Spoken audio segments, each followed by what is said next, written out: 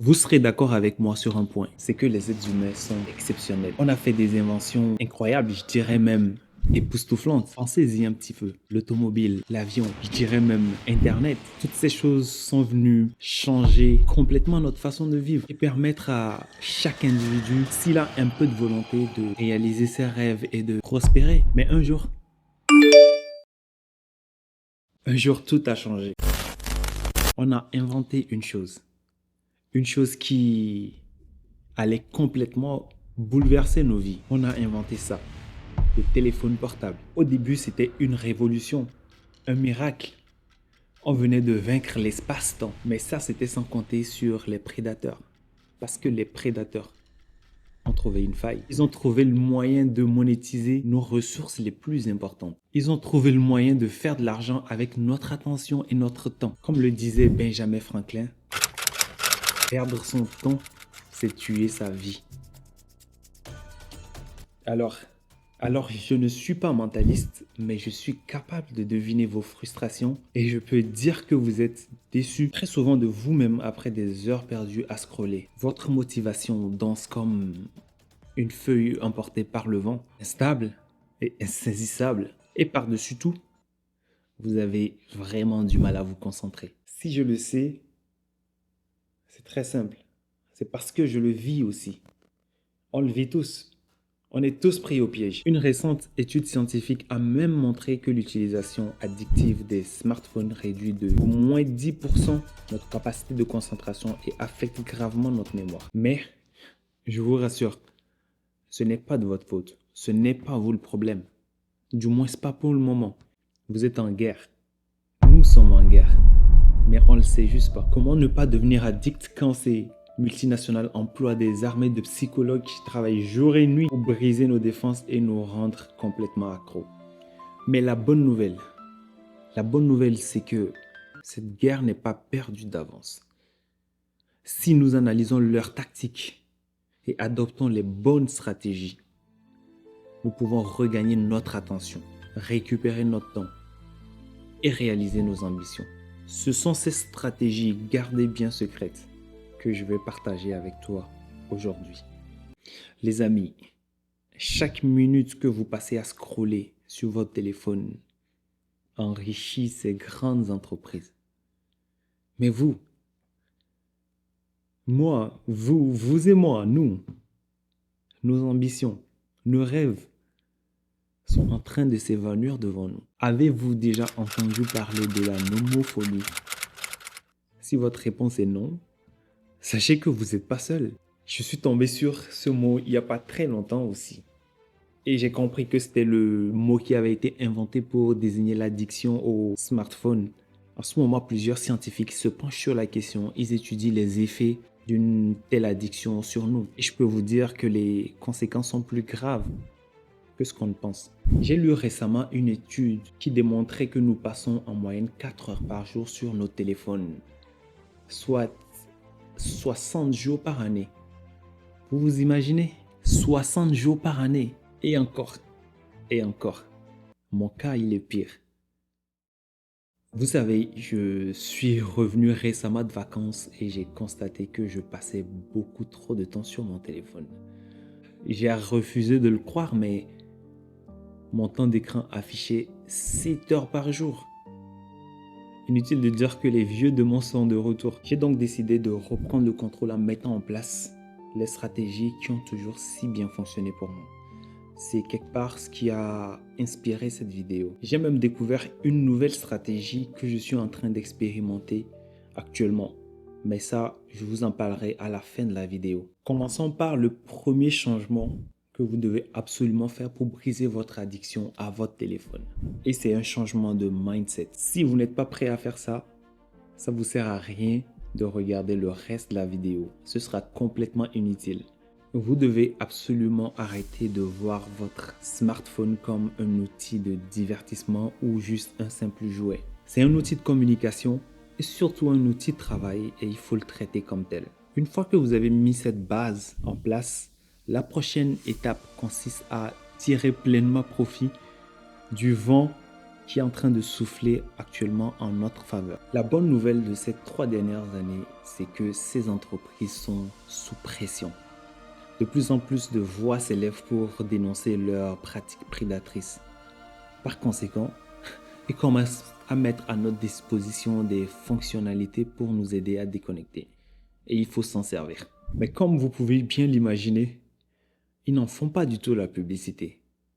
Il y en a 3 et je vais vous les dévoiler ici. Commençons par le mode concentration. C'est une vraie barrière entre le monde extérieur et vous. Personnellement, c'est mon meilleur ami, je l'utilise tout le temps. Une fois que vous l'activez, toutes les notifications sont bloquées, ce qui vous laisse le temps de vous concentrer sur le plus important. Je l'utilise quand je suis au travail, même quand je dois déconnecter avant d'aller me coucher, quand je suis au gym, je l'utilise tout le temps. Ce qui est génial, c'est que tu peux même le programmer pour qu'il s'active automatiquement. Moi, ce que j'ai fait par exemple, c'est que j'ai programmé une plage horaire le soir pour me permettre d'éviter toute distraction avant d'aller me coucher. Et même quand je vais au travail, quand je suis au bureau, il est capable de détecter ma localisation et de s'activer automatiquement pour me laisser travailler sans distraction. Et le résultat est sans équivoque. Je peux me concentrer à 100% sur ce que je dois faire sans me laisser bombarder et déconcentrer par les notifications. Ensuite de ça, il y a l'activation des notifications en soi. Et je veux que vous fassiez de ce principe un non négociable pour vous. Depuis un moment maintenant, quand vous installez une application, elle demande toujours la permission de vous envoyer des notifications. Soyez sans compromis. Dites toujours non. Et pendant que vous y êtes, profitez-en pour désactiver les notifications que vous aviez approuvées auparavant. Sérieusement, si vous avez besoin de trouver quelque chose, vous pouvez aller le chercher vous-même. Vous gardez ainsi le contrôle et en prime, vous mettez une barrière solide entre ces applications voleuses de temps et vous. Personnellement, je trouve ça hyper satisfaisant de déjouer leur plan. C'est comme si à chaque fois, j'étais capable de leur dire « Ah, je vois ce que vous essayez de faire. » Mais ça ne fonctionnera pas. Une autre fonctionnalité intéressante que vous pouvez utiliser, c'est la nouvelle bibliothèque d'applications. Avec les nouvelles versions de l'iOS, il est maintenant possible de ranger dans une bibliothèque toutes les applications. Ça veut dire que vous pouvez complètement libérer votre page d'accueil, ce qui va faire en sorte que vous n'aurez plus d'icônes tentantes qui vous sautent aux yeux à chaque fois que vous déverrouillez votre téléphone. Combien de fois je n'ai pas pris mon téléphone pour faire un truc sérieux et je me suis retrouvé complètement perdu pendant des heures sur Instagram. Avec cette technique, moins de tentation, plus de contrôle. Bon, ces premières stratégies sont très efficaces. Elles vont vous aider. Mais si vous êtes comme moi, que vous êtes déterminé dans tout ce que vous faites, ce n'est pas le fait de cacher quelques applications qui vont vous empêcher d'aller là-dessus. Alors on va monter un petit peu en puissance avec la 3e étape. Vous savez, quand une personne est alcoolique, le premier conseil qu'on lui donne, c'est d'éviter absolument les bars. Il faut éviter la tentation autant que possible. Alors ce que je vous conseille ici, c'est de supprimer les réseaux sociaux. Supprimez toutes les applications qui prennent trop de votre temps. Pour moi, c'est Instagram. Je sais pas c'est quoi le problème, mais c'est un trou noir dans lequel je suis capable de me perdre pendant des heures et des heures. Je sais pas pour vous, peut-être que c'est Facebook, peut-être que c'est TikTok, peu importe. Soyez forts, supprimez cette application. Vous n'allez rien manquer, je vous le promets. Moi, j'ai été complètement choqué par le fait que ça ne m'ait pas manqué. Je pensais que j'allais souffrir de manque comme un addict, mais au contraire, je me suis senti mieux mentalement et j'ai gagné beaucoup plus de temps pour travailler sur mes objectifs. Là, vous vous dites certainement, c'est quand même très radical de supprimer ces réseaux sociaux. Mais laissez-moi vous faire une confidence. J'ai mis en place toutes les stratégies que je viens de vous donner. Mais pour moi, ça n'a pas été suffisant. Alors peut-être que je suis certainement plus faible que vous ou je suis juste une grosse tête de mule. Mais moi, souvent, ça a toujours pris l'artillerie lourde pour briser mon addiction. Parce qu'entre nous, qu'est-ce qui m'empêche réellement de réinstaller ces applications lorsque je m'ennuie? Pour moi, la dernière étape, c'est la plus puissante, mais c'est aussi la plus contre-intuitive. Et paradoxalement, c'est aussi la plus simple. Il suffit d'appuyer sur Off. Il suffit de l'éteindre. Éteignez-le.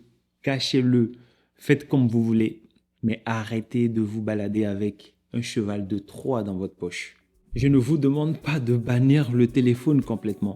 Tout ce que je vous dis, c'est de l'éloigner à chaque fois que vous devez accomplir quelque chose d'important pour vous.